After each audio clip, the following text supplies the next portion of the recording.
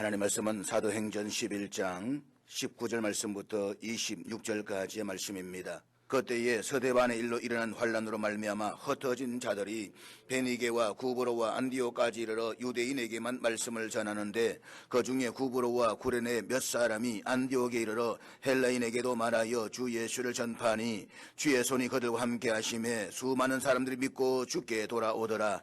예루살렘 교회가 이 사람들의 소문을 듣고 바나바를 안디옥까지 보내니 그가 이를 하나님의 은혜를 보고 기뻐하여 모든 사람에게 굳건한 마음으로 주와 함께 머물러 있으라 권하니 바나바는 착한 사람이요 성령과 믿음이 충만한 사람이라. 이에 큰 무리가 주께 더하여 지더라. 바나바가 사울을 찾으러 다소에 가서 만남에 안디옥에 데리고 와서 둘이 교회에 1년간 모여 있어 큰 무리를 가르쳤고 제자들이 안디옥에서 비로소 그리스도인이라 일컬음을 받게 되었더라.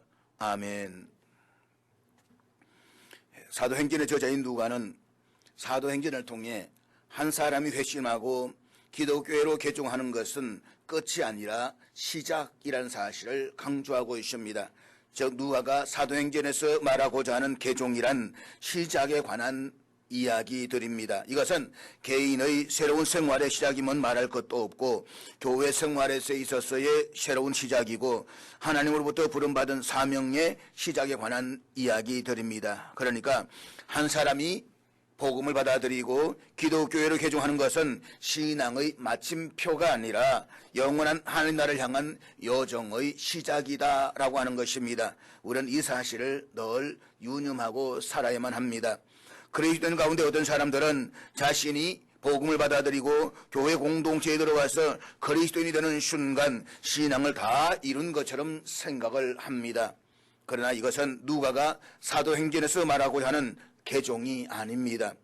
누가가 말하고자 하는 개종은 그가 복음을 받아들이고 교회 공동체에 들어오는 그 순간부터 새로운 여정의 시작임을 강조하고 있습니다.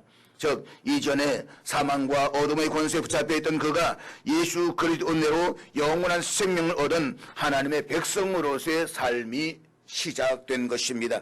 따라서 모든 그리스도인은 예수 그리스도를 믿는 그 순간부터 자신의 삶의 자리에서 어떻게 하나님의 나라를 담아서 살아낼 것인가를 고민하기 시작해야만 합니다. 그리고 내 가정에서 일터에서 내가 서 있는 곳에서 하나님 나라의 백성으로서의 삶을 살아가야만 합니다. 그런데 누가는 한 사람이 그리스도로 개종하는 것이 단지 그가 하나님 나라의 백성으로서의 삶을 살아가는 것으로만 이야기를 끝내지는 않습니다. 누가는 사도행전을 통해 누군가가 기독교회로 개종했다라고 한다면 그것은 하나님의 거룩한 일들에 대한 부르심을 받은 사건임을 분명하게 말씀하고 있습니다. 다시 말해서 그리스도인이 되는 순간 복음의 진리를 자신만의 소유로 간직하고 끝나는 것이 아니라 이 땅에 하나님 나라가 확장되도록 복음을 지속적으로 밀고 나가서 땅끝까지 정인이 되어야 한다는 것입니다. 하나님은 이 거룩한 역사를 이루시기 위해서 우리를 선택하시고 부르셨습니다. 그리고 이것이 그리스도인들에게 주어진 실전 강령의 핵심입니다. 누가는 사도행전을 통해서 이 사실을 끊임없이 우리에게 강조해서 이야기하고 있습니다. 그런데 우리는 이 사실을 너무나도 쉽게 잊어버립니다. 그래서 사람들은 자신이 복음을 받아들이고 그리스도인이 되는 순간 모든 것이 끝난 것으로 생각을 합니다. 그리고 자신이 구원을 받았다는 사실에 만족해합니다. 그러나 아닙니다. 모든 그리스도인은 그리스도인이 되는 그 순간부터 영원한 하나님 나라를 향한 여정을 시작합니다. 그리고 그 여정은 예수님께서 우리의 명령하신 지상 대명령을 땅끝까지 충성되게 감당하는 것입니다. 우리가 그렇게 한 이유는 먼저는 한 영혼이라도 구원받고 천국 백성이 되도록 하기 위해서입니다. 그러나 보다 근본적인 이유는 바로 우리 자신을 위해서라는 것입니다. 즉 예수님이 다시 오셔서 이 땅에 완성하실 하나님 나라에서 영원히 복된 삶을 살기 위해서인 것입니다. 예수님께서는 복음이 모든 민족과 온 세상에 전파되는 그 날에 다시 오시겠다라고 말씀을 하셨습니다. 그 날이 되면 이 땅에는 영원한 새하늘과 새 땅이 완성될 것입니다. 그 날이 되면 불신자는 영원한 지옥에 떨어질 것이요 믿는 자는 영원히 주님과 함께 영생 복락을 누리며 살 것입니다. 우리는 그 날을 사모하면서 오늘을 살아가는 것입니다. 그러므로 우리 주님이 오셔서 이 땅에 하나님 나라를 완성하시는 그 날이 하루라도 빨리 이루어지기 위해서 우리는 믿지 않는 사람들에게 예수님의 복음을 전해야만 합니다. 그리하여서 사망과 저주에 빠져있는 인생들을 생명과 축복의 인성으로 바꿀 수 있도록 도와주어야만 합니다. 모든 그리스도인은 복음으로 사람들을 흔들어서 세상으로부터 하나님께로 향하게 해야만 합니다. 그리고 우리 주님께서 하루라도 빨리 이 땅에 오셔서 이 땅을 완성하시기를 사모해야 하는 것입니다. 그런데 모든 그리스도인들이 절대적으로 바라고 소망하는 하나님 나라는 죽어서만 가는 그 나라가 아닙니다. 물론 우리는 이 땅의 삶이 끝나는 순간 우리 주님이 계시는 영원한 하나님 나라에 들어갈 것입니다. 그렇지만 하나님의 나라는 예수님께서 이 땅에 오셨을 때 이미 우리에게 임한 나라입니다. 따라서 모든 그리스도인들은 회개하고 예수 그리스도의 복음을 믿는 그 순간 이미 하나님의 나라가 임했습니다. 그럼 우리는 이 땅에서 지금 하나님 나라의 백성들의 삶을 살아가고 있습니다. 그렇지만 하나님의 나라가 아직 완전히 이 땅에 임한 것은 아닙니다. 우리 여기서 신학적인 용어로 already, not yet, already 이미, not yet 그러나 아직이라는 단어로 설명을 합니다. 그러니까 우리는 장차 임할 하나님의 나라를 기다리고 있는 것이 아닙니다. 우리 때로 보면 이 땅에서 막 살다가 죽으면 딱 하는 그때부터 하나님 나라다라고 생각하지만 아닙니다. 예수를 믿고 믿음을 영접하는 순간 이미 우리에게 하나님의 나라가 임했습니다. 예수님 이 땅에 오심으로써 이미 하나님 나라가 우리 가운데 임했다는 것입니다. 그렇지만 하나님의 나라는 아직 완성되지 않았습니다. 완성된 하나님의 나라는 우리 주님께 이 땅에 다시 재림하실 그때에 이루어질 것입니다. 우리는 여기에서 기독교의 독특한 역사관을 이해하게 되는 것입니다. 즉 모든 그리스도인은 아직 완성되지는 않았지만 그리스도 안에서 이미 임하신 하나님 나라의 백성으로서 삶을 살아갑니다. 그리고 하나님 나라가 이 땅에 완전히 이루어지는 그 날을 바라보면서 땅끝까지 복음을 전하는 것입니다.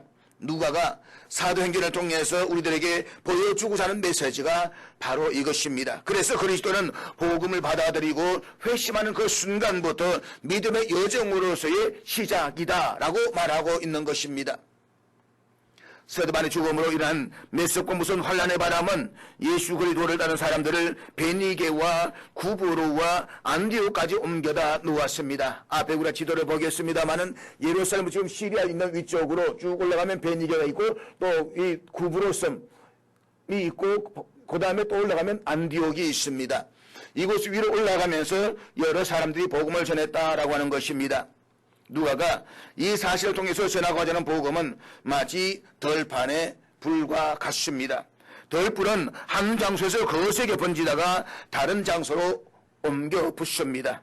지금 이 덜불은 도저히 함께할 수 없는 이방인과 유대인 사이에 견관진을 무너뜨릴 정도로 강렬하게 타고 있습니다. 그런데 박해로 흩어지게 된 성도들 가운데 안디옥에 흘러들어왔던 일부 성도들이 그곳에서 유대인들뿐만 아니라 순수 헬라인에게도 예수 그리스도의 복음을 전하는 모험을 감행했다는 것입니다. 자, 여기서 모험이라고 말하는 것은 먼저는 그때까지만 해도 흩어진 성도들이 가는 곳마다 복음을 전했지만 그 전도의 대상은 어디까지나 유대인들에게 제한되어져 있었기 때문입니다. 성령의 충만을 받았고 주를 위해서 순교할 신앙을 가지고 있었지만 그럼에도 불구하고 그들은 여전히 구원은 오직 할례를 받은 유대인들만의 전유물이라는 고정관념을 떨쳐버리지를 못하고 있었습니다. 그리고 당시 할례를 받지 않는 이방인들에게 복음을 전한다고 하는 것은 엄청난 위험을 각오해야만 했습니다. 예수를 믿는다는 이유만으로 예루살렘에 쫓겨나서 피난을 왔는데 이방인들에게 복음을 전했다는 소식이 유대인들에게 알려지면 그 후과를 장담할 수가 없었습니다. 그래서 흩어지면서도 유대인들에게만 복음을 전했다는 것입니다. 순수 헬라인들에게 복음을 전했던 것이 모험이었다라고 하는 또 다른 이유는 당시 헬라인들의 의식 세계입니다. 사도 바울이 고린도서 1장에서 말씀했듯이 당시 유대인들은 표적을 구하고 헬라인들은 지혜를 찾았습니다. 그들은 스스로 지혜가 있다고 생각했기 때문에 지적인 자부심이 아주 대단했습니다. 그래서 그들은 눈에 보이는 것만을 믿으면서 이성적으로 이해할 수 없는 것은 다 받아들이지 않았습니다. 더구나 헬라인들에게 예수님의 십자가 죽음은 어리석은 유대 청년의 무의미한 죽음일 뿐이지 그 외에 어떠한 의미도 없었습니다. 헬라인들은 십자가를 아주 미련하고 수치스러운 것으로 여겼습니다. 그렇기 때문에 그들이 십자가의 복음을 받아들일 리는 만무했다는 것입니다. 무엇보다 당시 헬라인들의 영적 상태입니다. 사도 바울은 로마서 1장 21절 이하에서 이방인들을 가리켜서 그 생각이 허망하여지며 미련 마음이 어두워졌으며 썩어지지 아니하는 하나님의 영광을 썩어질 사람과 새와 짐승과 기어다니는 동물 모양의 우상으로 바꾸었다라고 말했습니다. 이방인들은 헛된 것을 생각하면서 그들 어리석은 마음은 어두움으로 가득 찼다는 것입니다. 그래서 살아계신 하나님을 섬기지 않고 오히려 자신들의 마음에 두려움을 없이 하고자 우상을 만들어서 섬겼습니다. 사람들 우상을 만드는 것은 그 우상에 대한 어떤 기대를 바라는 것이 아니라 마음의 두려움과 불안을 해소하기 위해서 위안을 받기 위해서 우상을 만들어 섬기는 것입니다. 이와 같은 현실에서 당시 이방인들은 복음을 그렇게 쉽게 받아들일 준비가 되어 있는 사람들이 아니었습니다. 때문에 이러한 이유만으로도 순수 헬라인들이 복음을 전한다라고 하는 것은 대단한 모험이 아닐 수가 없었다는 것입니다. 그런데 본문 20절에 보면 흩어진 성도들 가운데 몇 사람이 순수 헬라인들에게도 복음을 전거했다라고 했습니다. 누가는 여기에서 이들 몇 사람이 도대체 누구인지 그들 이름이 무엇인지는 전혀 언급하지 않습니다. 다만 그들이 서대반의 죽임을 당한 뒤에 이따리한 박해 때문에 예루살렘을 떠나 흩어지면서 복음을 전했다라는 이 사실만을 기록하고 있습니다. 이방인들에게 복음을 전했던 사람들은 사도들과 같이 교회에서 유력한 사람들이 아니었습니다. 권세자들이 아니었습니다. 그들은 세상적으로는 힘없고 보잘것없는 무명의 전도자들이었습니다. 그들이 박해를 피해서 흩어지면서 안디오키까지 가서 복음을 전했다는 것입니다. 우리가 이 오늘 본문의 내용을 이해하기 위해서 먼저 당시 안디옥이라는 곳이 어떤 곳인지를 이해할 필요가 있습니다. 안디옥은 신약시대 당시에 인구가 50만 명을 가진 대도시로서 아름다운 국제도시였습니다. 안디옥은 로마와 알렉산드리아 다음으로 로마 제국에서 세 번째로 큰 중요한 도시였습니다. 당시에 화려한 도시들이 대부분 그러했듯이 안디옥에도 로마 황제 숭배를 비롯한 각종 우상 숭배가 성행했습니다. 더구나 경제적으로 부유했던 이곳 안디옥의 시민들의 생활은 사치와 방탕과 문란한 생활 때문에 도덕이 완전히 무너진 그런 사회였습니다. 그런데 참으로 놀라운 사실은 도저히 복음을 받아들일 것 같지 않았던 이곳의 수많은 이방인들이 복음을 듣고 주께로 돌아왔다는 것입니다. 누가는 이 엄청난 복음의 전도의 성공이 인간의 작품이 아니라는 사실을 본문 21절에서 말씀하고 있는데 우리 21절 다 같이 읽도록 하겠습니다. 주의 손이 그들과 함께 하심에 수많은 사람들이 믿고 주께 돌아오더라. 보십시오. 눈에 보이는 것만을 믿으면서 인간의 이성을 최고로 생각했던 헬라인들이었습니다.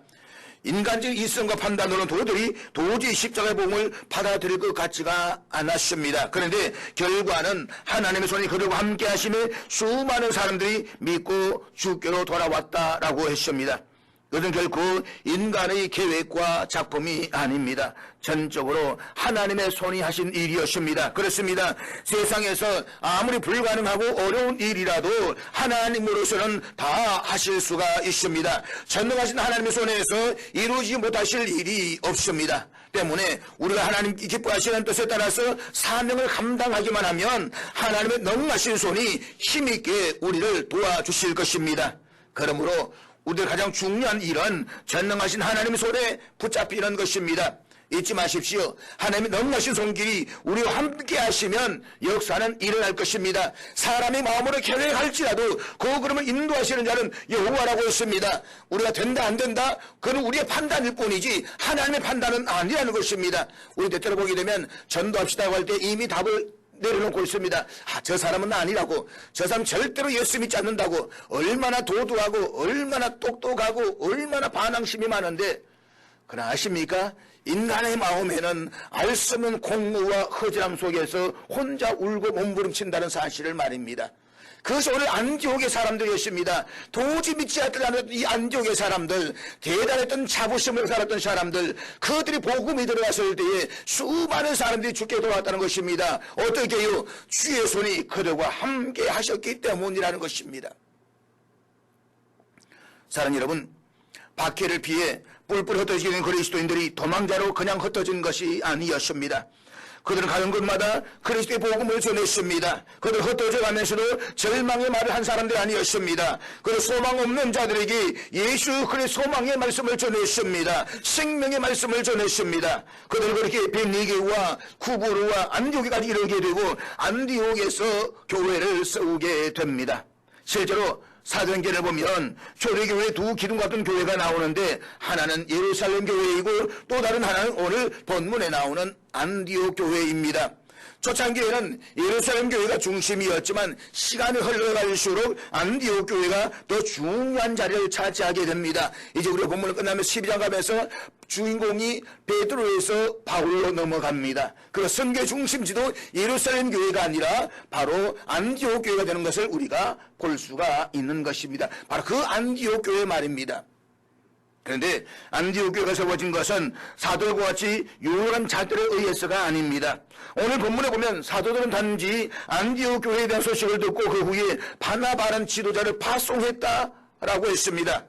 안디옥 교회는 이미 말씀을 드렸지만 스데반을 순교 이후에 예루살렘에 큰 박해가 일어났을 때에 환란을 피해서 흩어진 무명의 평신도들이 모여서 세운 교회였습니다. 그러니까 안디옥 교회는 어느 한 지도자를 중심으로 시작한 교회가 아닙니다. 무명의 평신도들의 자발적인 참여와 헌신과 희생으로 세워진 교회인 것입니다. 저는 안디옥 교회가 부흥했던 모습을 보면서 깨닫는 것이 있습니다. 안디옥 교회는 훌륭한 지도자를 통해서 부흥한 교회가 아닙니다.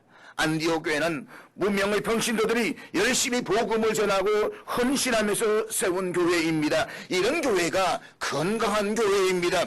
저는 우리 교회가 이 안디옥 교회처럼 평신도 성도가 강한 교회, 여러분들의 섬기고 헌신으로 하나님 기뻐하시는 그런 은혜로운 교회가 되었으면 정말로 좋겠습니다. 지도자를 세워진 교회는 그 지도자가 떠나면 교회는 허물어지는 길들이 많이 볼 수 있습니다.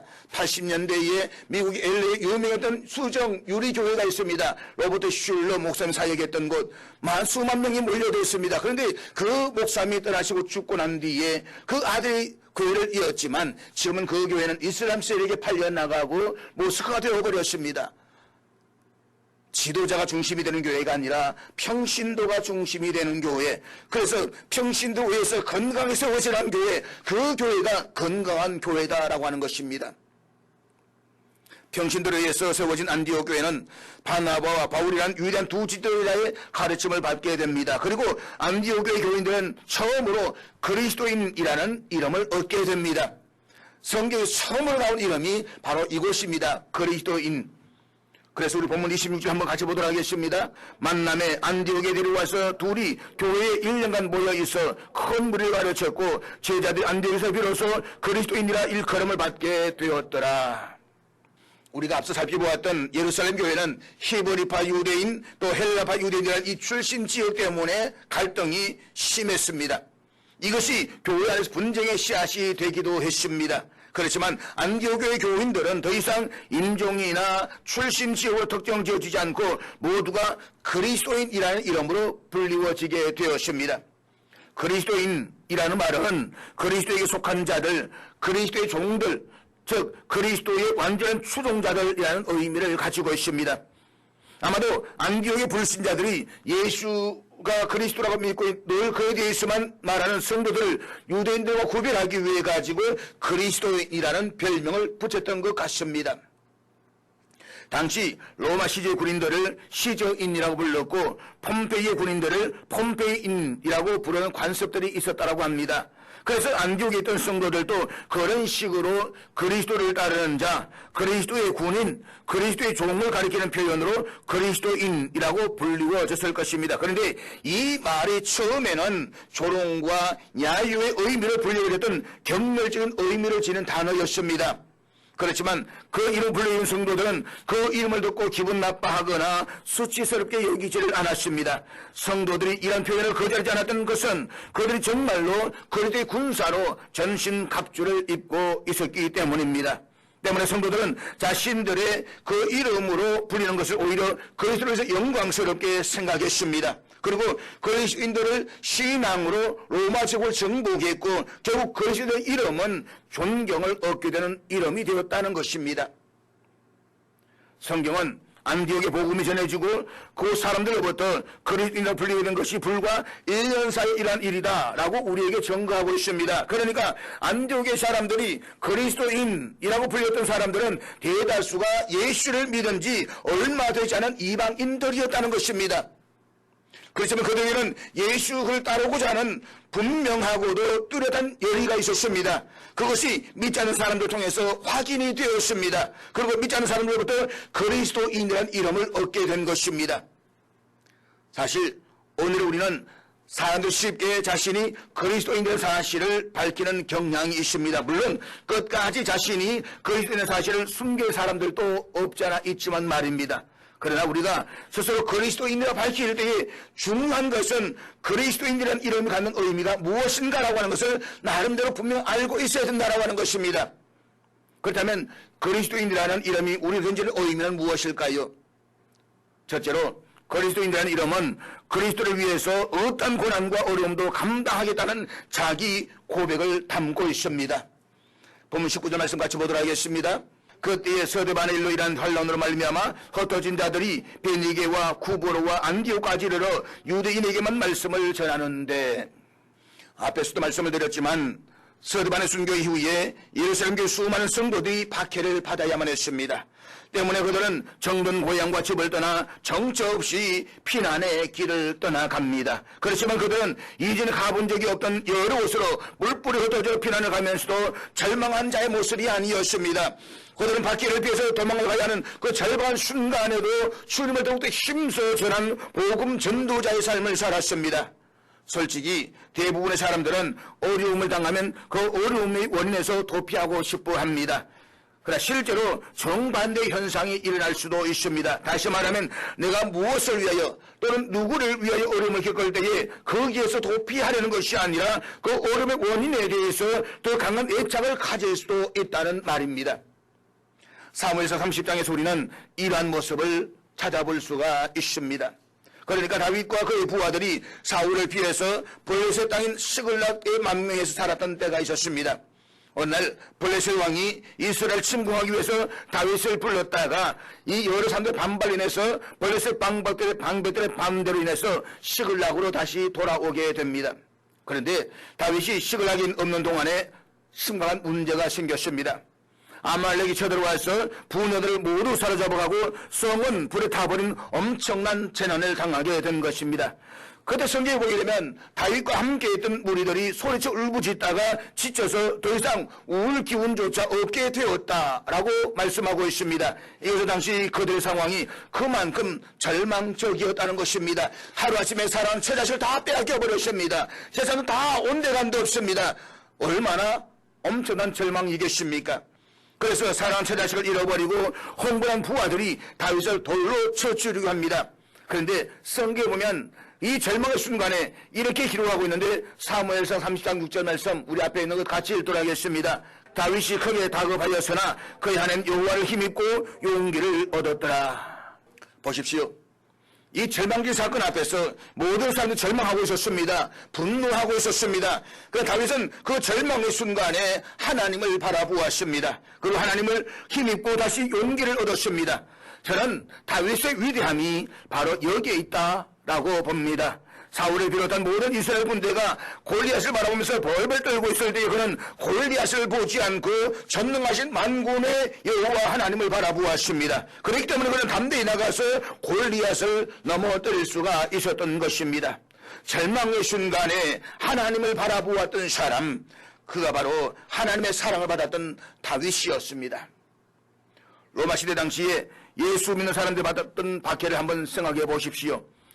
그를 예수 믿는 것 때문에 로마 원년 경기장에서 사자에 찢겨서 죽임을 당해야만 했습니다. 십자가에서 죽임을 당해야만 했습니다. 불에 태워져서 죽임을 당해야만 했습니다. 어떤 때는 깊은 물에 던져져서 죽임을 당하기도 했습니다. 그래도 그렇게 고난을 당하고 죽임을 당해야 되는 것이 자신들이 죄 때문에 한다면 그래도 할 말이 없을 것입니다. 그러나 그들은 단지 예수를 믿는다는 이유 때문에 고난을 당해야만 했습니다. 예수 그를 쫓는다는 그 이유 때문에 생명을 잃어야만 했습니다. 그를 불구하고 그들은 자신이 그리스도를 믿고 그를 쫓아가는 그리스도인 된 것을 영광으로 여기며 죽음의 현장에서도 미소를 잃지 않았습니다. 왜냐하면 그들은 사랑 주님을 위해서는 자신의 생명이 조금도 아깝지 않았기 때문입니다. 그들은 사랑 주님을 위해서는 전 재산을 다 빼앗겨도 그것이 전혀 힘들지 않았습니다. 오히려 주를 위해서 그렇게 당할 수 있음에 감사할 수 있었던 사람들입니다. 예수님 때문에 능욕을 당하고 예수님 때문에 멸시를 당하고 예수님 조롱을 당해도 감사할 수 있는 사람이었습니다.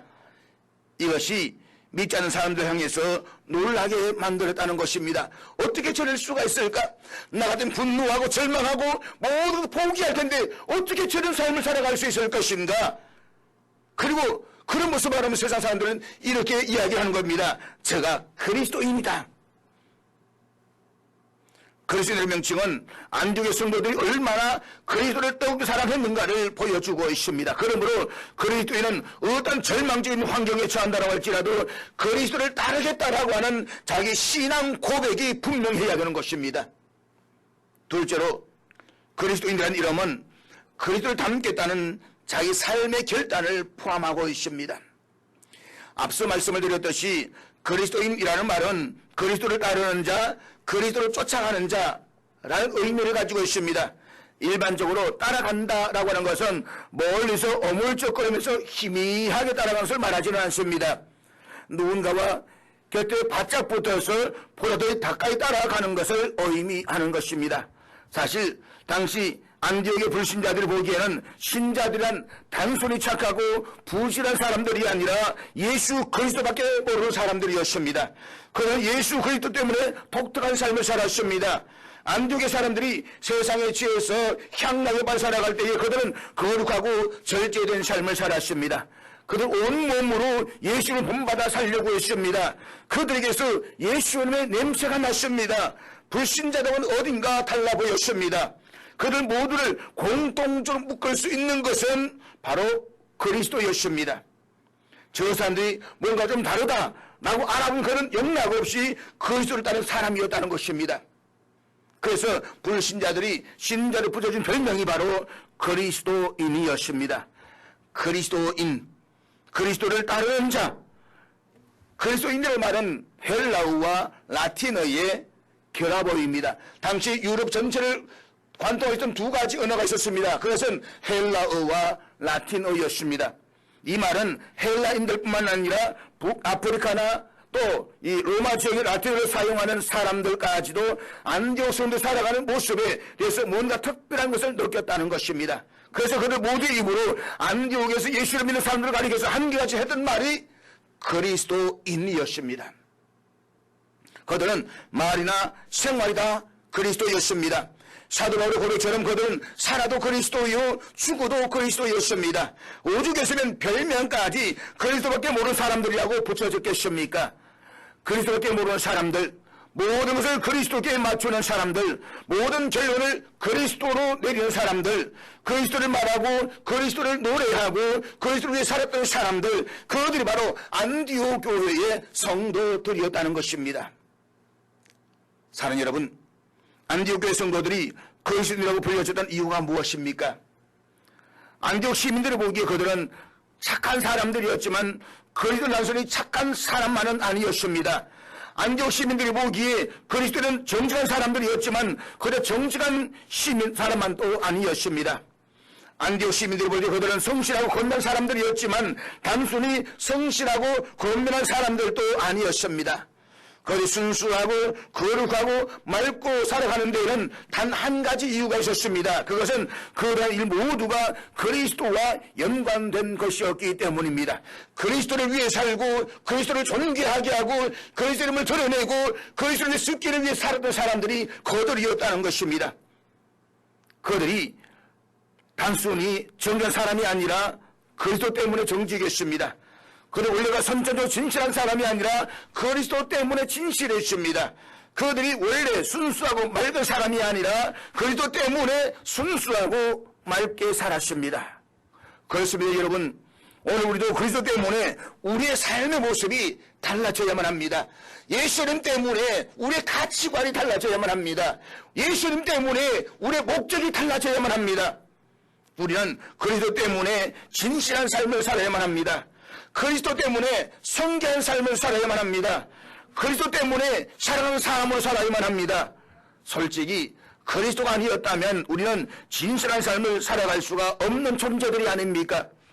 그리스도가 아니었다면 어쩌면 우리는 이 세상에서 가장 방탕한 삶을 살고 있었을런지도 모릅니다.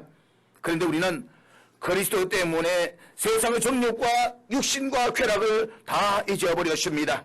예수 그리스도 그분 때문에 오늘 나는 그런 성대 삶을 살게 되었습니다. 잊지 마십시오. 예수 그리스도 때문에 오늘 내가 이렇게 거룩하게 되었다고 고백할 수 있는 사람, 그가 바로 진정한 그리스도인인 것입니다. 그리스도인은 그를 닮겠다는 자기 삶의 결단이 분명한 사람입니다. 마지막으로 그리스도인의 이름이 갖는 의미는 그리스도 손에 붙잡혀 살겠다는 열망을 담고 있습니다. 우리가 참으로 그리스도인이라고 한다면 우리는 주의 손에 붙잡힌 바 된 삶을 살아가야 되는 것입니다. 그것이 보면 21절 말씀인데 우리 다시 읽도록 하겠습니다. 주의 손에 그들과 함께 하심에 수많은 사람들이 믿고 주께 돌아오더라. 주의 손이 그들과 함께 하심에, 그리스도의 이름을 최초로 들었던 안디옥 교회 성도들은 주님의 손에 붙잡힌 바 된 사람들이었습니다. 그들이 고난을 당하고 생명 위협을 당하면서도 평안을 잃지 않고 당당하게 살아갈 수가 있었던 것은 주의 손이 그들을 붙잡았기 때문이었습니다. 훗날 사도 바울은 그리스도인들이 그리스도인의 삶을 살아갔었던 비결은 주의 손이 그들과 함께 하셨기 때문임을 알았습니다. 그리고 그 손이 다메섹 도상에서 자신을 불러셨던 그 손임을 깨달았습니다. 그래서 그는 로마서 8장에서 이렇게 자신있게 자신을 고백합니다. 누가 우리를 그리스도 사랑에서 끊으리요? 내가 확신하노니 어떤 피조물이라도 우리 주 그리스도 예수 안에 있는 하나님의 사랑에서 끊을 수 없으리라. 주의 손이 그들과 함께 하심에, 여기 주의 손이란 하나님의 능력을 나타내는 구약적 표현입니다. 그래서 현대의 성경에서는 주님의 능력이 그들과 함께 했다 라고 번역하고 있습니다. 이 말씀은 성령의 역사가 믿는 사람들에게서 나타났다는 것입니다. 믿지 않는 사람들도 안디옥 교회에서는 하나님의 역사가 있는 교회라는 것을 알았습니다. 하나님께서 은혜를 베풀고 있음을 알 수 있는 교회였다는 것입니다. 그렇습니다. 안디옥 교회는 하나님의 능력이 충만한 교회였습니다. 전능하신 하나님의 능력이 성도들과 함께 있었습니다.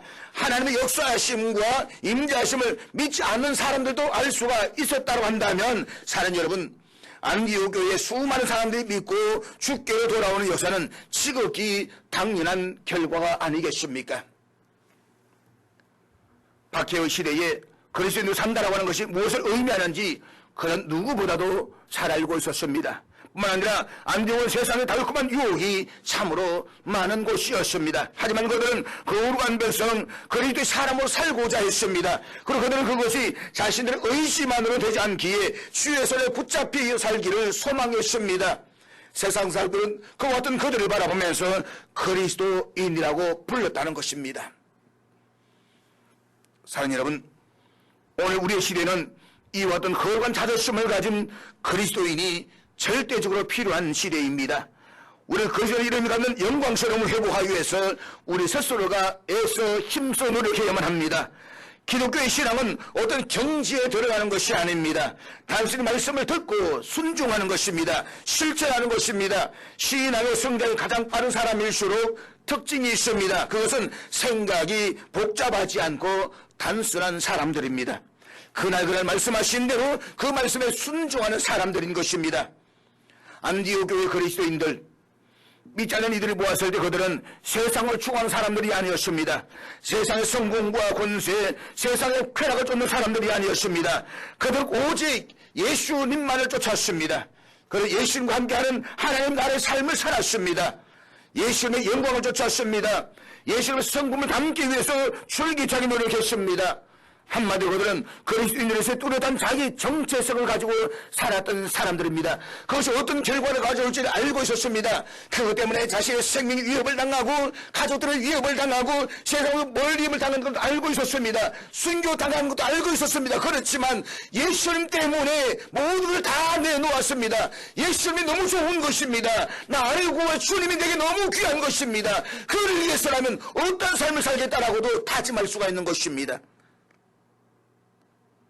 그런데 그리스도인이라는 이름은 엄밀하게 말하면 믿지 않는 사람들이 나의 생활과 가치관, 내가 추구하는 것들을 보고 불러주는 칭호이어야만 합니다. 그것은 일종의 칭찬이요, 인정이요, 표지입니다. 그리고 이것은 장차 하나님 앞에서의 상급이 될 이름인 것입니다. 그렇다면 사랑하는 여러분, 이 시간 조심스럽게 묻습니다. 여러분은 진정 그리스도인이십니까? 나는 정말 그리스도인입니까? 혹이 나는 그리스도인이라고 자의하는데 세상 사람들이 그리스도인으로 인정해주고 있지는 않는 것은 아닙니까? 일찍이 인도의 정신적 지도였던 간디는 이런 말을 했습니다. 나는 그리스도를 인정하고 존경하지만 그리스도인들은 인정할 수 없다.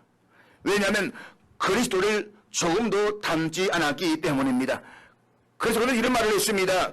그리스도인들이 그리스도를 믿는다고 하면서도 조금도 그리스도를 닮으려고 하지 않는 것은 참으로 이상하다.